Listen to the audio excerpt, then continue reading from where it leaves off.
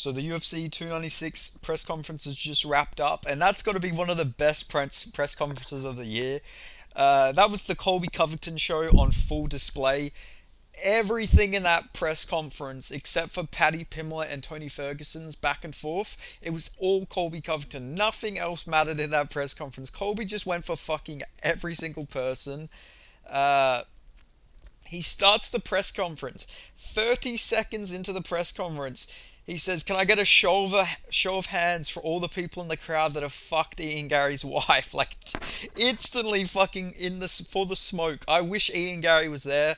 Would have made this press conference so much better to see how he would take these exchanges. But Colby Covington just goes right for him.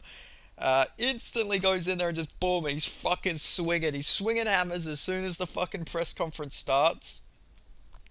Then he's just calling like Leon a boring, mumbling idiot, like fucking straight away as well. You know, him and oh, he questions Leon Edwards' education. He's like, "Did you even pass primary school? Do you even have an elementary level education and all this stuff?" And Leon just looked puzzled. Like, Leon Edwards is just thinking, what the fuck is this guy doing? Because he's like, Leon Edwards had a little comment where he's like, he's dressed like a drag queen, which I guess that's a good line for Leon Edwards. But I mean, obviously, if anyone knows it, he was dressed as like George Washington, because George Washington obviously led the American Revolution against the British. You know, he was the first president of the United States, so that all makes sense, you know. But you know, it wasn't like, you know, it wasn't the greatest line, but I guess you know, good on Leon Edwards for attempting a good line there. Then this was a weird one. Colby was just like going at Wonderboy Thompson because somebody asked Wonderboy, what's his thoughts on these two? Their trash talk. Do you think they should level it down a bit? And he's like, they should bump it up. They should go harder. You know, he's having fun and everything. And then Colby just like randomly goes, you know, this guy fucking drives a little white van with no windows with his dad looking for kids, luring them in with candy and karate. He's like, "I'm not saying he's a pedo," or something like that. And then Wonderboy says to him, you know, "Oh, why you gotta go there, man? Why you gotta be so mean?" Pretty much, he said. And then, oh no, he says. Then he says he'll send his kids on him. He says, "Yeah, that's what they all say, pedo." And then, and then he says like, yeah, you know, Wonder Boy shouldn't even be in the top 10 rankings or the top 15 pound for pound, but he should be in the top 10 list of that certain list you don't want to be on. Like, Jesus Christ, Colby, he definitely wrote all these lines down. He was fucking prepared though. He came for all the smoke. I'm fucking glad. This was so much better than the average press conference where it's like, so what are you going to do on Saturday night? I'm going to come up, I'm going to perform, and whoever's next is next. That's what I'm going to do. It was so much better than that fucking generic press conference you normally get. You know, you get these fucking reporters. They get paid thousands of dollars to just come and ask the most generic questions. Thank God that there was like Tony and Colby in this press conference. I think after all that, I think this is when Kobe was asked about Wonderboy and Shavkat. He's like, "They're fighting on my prelims. Why would I care about these fucking bums and all this stuff?" And then out of nowhere, Tony's like, "Fuck you, Kobe. Fuck you, Kobe." And Tony's just like yelling at Kobe, going at Kobe, just like screaming shit like, "You're in my division, motherfucker. Don't forget it." And all this stuff. And then Kobe's going back at him like, you know, having a go at him, saying, "Yeah, you know, have you kidnapped your wife lately? And oh yeah, do you have fucking ghosts living in your wall still, you fucking fruitcake?" And he's like, "Yeah, don't make it 7 losses in a row, motherfucker," and all this stuff. And then they're arguing. He's like, "Yeah, you know, I was going for you, man." And then out of nowhere, out of fucking nowhere, this was the most schizophrenic fucking thing I've ever seen in my life. This was fucking crazy. This is like something you see in the movies when people are arguing and then they become like best friends. They're fighting for like a minute straight, just yelling at each other, arguing, fucking going back and forth. And then fucking out of nowhere, they're like, "Yeah, let's fucking get these red coats." He's like, "Yeah, I'm fucking rooting for you, bro." He's like, "Yeah, we got this." Oh, he's like, "USA, USA." It's like, where the fuck did this come from? Like, literally, they were going at each other like fucking rabid animals. Like, fucking, Colby's talking about him fucking smashing up his walls, all the things with the demons in his wall, the ghost in his walls, and everything.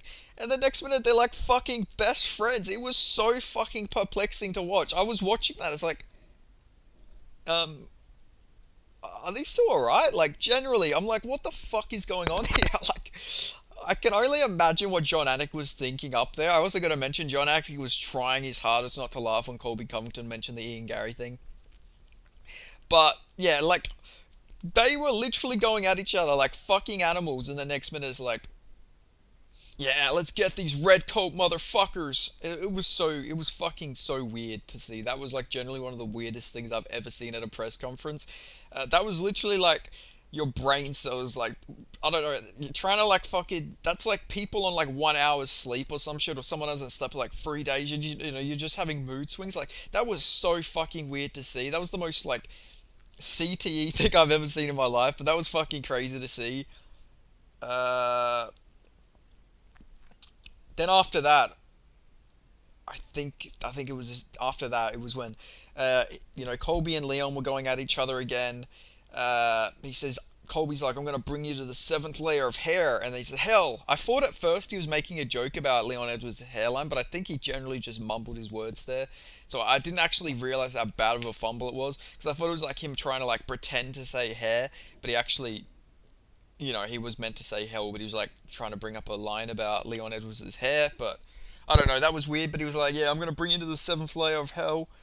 And then he's like, and hey, we can say what's up to your pops when we're there, because obviously Leon Edwards' dad is dead. That is a fucking yeesh. Like, that is a pretty far line to take it.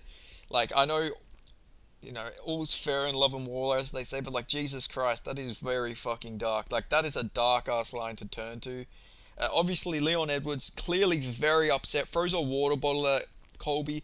Like, you know, you can tell that just really got under his skin. And obviously, I don't blame him, man. If anyone's going to talk about your dad, like, it is fucked up, but at the end of the day, you need to have a bit more composure when going to a press conference against Colby Covington. It's Colby Covington. We all know what he's fucking like. The guy has no filter.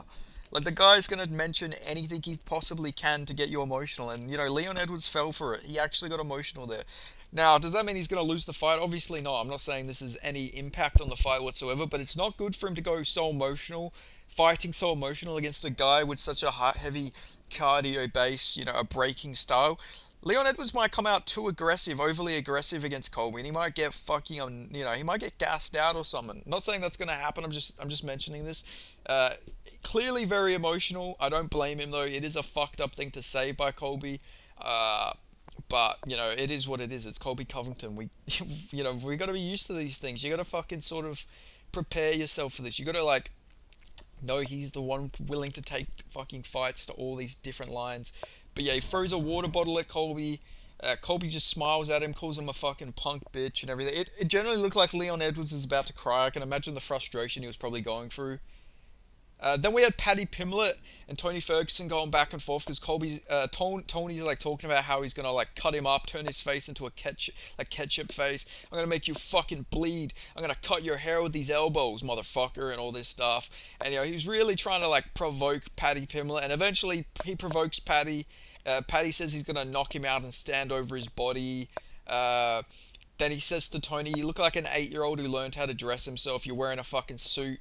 I think he said with his gay watch. I think that's what he said, or his shit watch, something along them lines. He mentioned he had a really shitty watch at the very least. He said something along them lines. And then Tony just mentioned like, I'm gonna fucking kill you and all this stuff. Then Leon Edwards was asked a question about he has like his win streak or something. He says, I haven't lost in 8 years. All this stuff. I'm on a win streak for 8 years, something along them lines. He said something like that, and then Colby was like, I know math. He's like, I know math isn't your strong point because you didn't pass elementary school, but when you poked that guy in the fucking eyes, that was a no contest, you dumb fuck. He said it like that. He said it with so much aggression. Like, he sounded so pissed off. He generally sounded fucking annoyed by that. He sounded very fucking pissed off. But yeah, he does make a good point. He did get Leon Edwards there. Obviously, his win streak doesn't get counted if you have a no contest, which is stupid, but like it is the rules at the end of the day. You know, the win streak did get discontinued when that no contest happened. Uh, and I think that was pretty much all there was to mention. A Kazakh MMA reporter was like asking Shavkat a question, and mid like question, Tony just goes out of nowhere. He's like, "You're my fucking bitch, Patty." Like just out of nowhere. Like Jesus Christ. Really good press conference though. One of the best press conferences of the year in my opinion. It would have been so much better if Ian Gary was there to get some of that smoke, but at the end of the day, it is what it is. Uh, yeah, is there anything I'm forgetting? I don't think there's anything I'm forgetting. But yeah, honestly, great press conference. Fucking Jesus Christ. I gotta go and rewatch this one back. That was a fucking laugh and a half. Like, I don't know. We need to get Colby, if he loses to Leon or beats Leon, we need to get this guy in more press conferences, because he just put him in a press conference and have like 6 welterweights at the press conference, because I don't know, it'll be fucking amazing just to have Colby like going back and forth with people. I don't give a fuck. It'll be so fun. I need a Colby Covington Sean Strickland presser. That'd be a fucking amazing experience. But anyway, that's all I've got to mention on that press conference. Great press conference. If you made it this far into the video, make sure you give it a like. Let me know your thoughts on the press conference. If you're not already, make sure you click that subscribe button, put on the notifications. On 800 subscribers, I will face reveal, so make sure you subscribe. Get that face reveal prepared so I can go and show this beautiful mug, or this ugly mug, who knows? Maybe I'm really ugly, maybe I'm not. I guess you'll find out if I hit 800 subscribers. But anyway, thanks for watching. I'll see you guys next time. Cheers.